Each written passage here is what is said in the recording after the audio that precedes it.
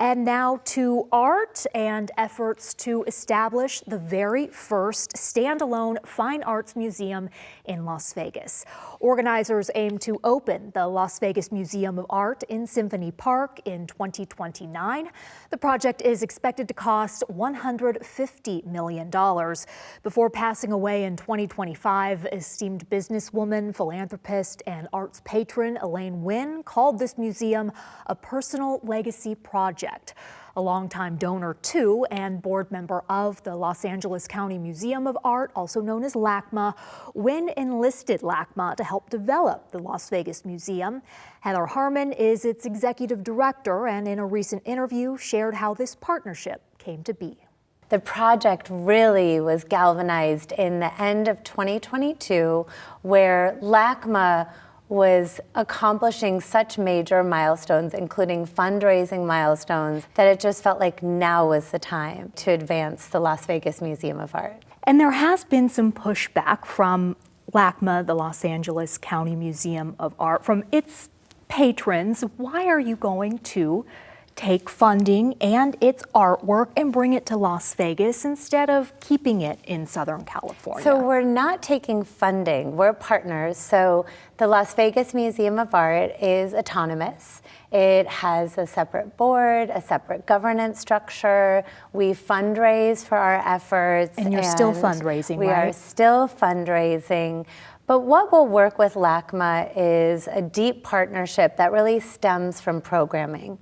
LACMA is the largest institution in the Western United States. They have over 140,000 works of art to share. And by and large, most museums cannot even show a fraction of their collection at any given time. And so part of LACMA's mission is to expand access to art. And this expansion of access and accessibility was something that really resonated deeply with Elaine, and especially in this community. And that means that we can design exhibitions that are specifically for our community. And in addition to the programmatic threads, we can also learn from their guidance on educational programming. We can adapt programs to our community. And something they do very beautifully that I think is important for us to recognize is not everyone can come to you. And so how do you go out in the community, and how do we as an institution partner with schools, educational institutions, and bring the museum to a classroom? So we're really excited to have their leadership and their guidance and that stewardship so that we can turn that inward to our community and give that same level of care. What are your thoughts when you hear people say, I'm not sure the Las Vegas community will support an art museum? I think that the Las Vegas community has expanded well beyond anyone's wildest dreams. We have accomplished so much. I think one of the things that we don't yet do in the way that we can is celebrate.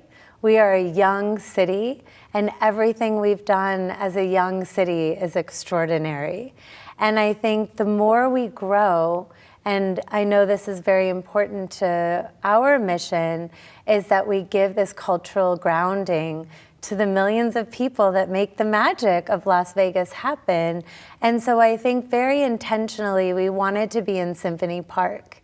And Symphony Park to us is that space where you have the Philharmonic, and you have the ballet, and you have the Discovery Children's Museum, and the Smith Center, which is such a beacon for us all. That is a perfect space to have a museum to complement the cultural amenities that are flourishing in our community, and we should be bringing more. Elaine Wynn has said this is going to be her legacy. What does that mean to you? What kind of expectations does she have? Did she have? Elaine was so extraordinary. She really valued education, and she valued this community. And we love to continue that people forward, that caring space that she created. And we want to see that legacy unfold. We want it to be represented in the architecture.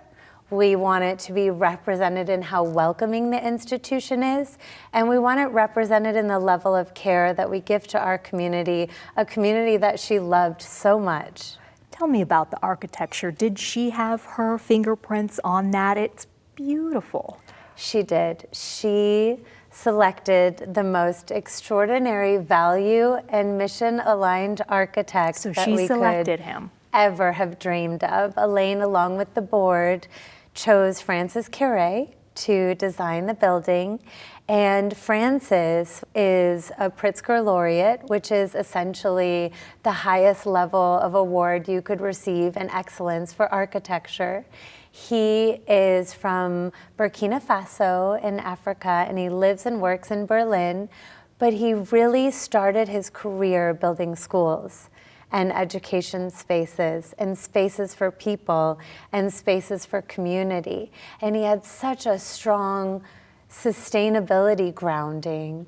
And he's such an incredible listener that the architecture itself is a response to our community. When he came on his first visit to Las Vegas, he just saw so many things, from Hoover Dam to Valley of Fire to Red Rock to the Guardian Angel Cathedral. He had this amazing sense of absorption of Southern Nevada, and specifically Las Vegas, because it was his intent to build a building that we would feel we could see ourselves in. Did he know about the architect behind the cathedral?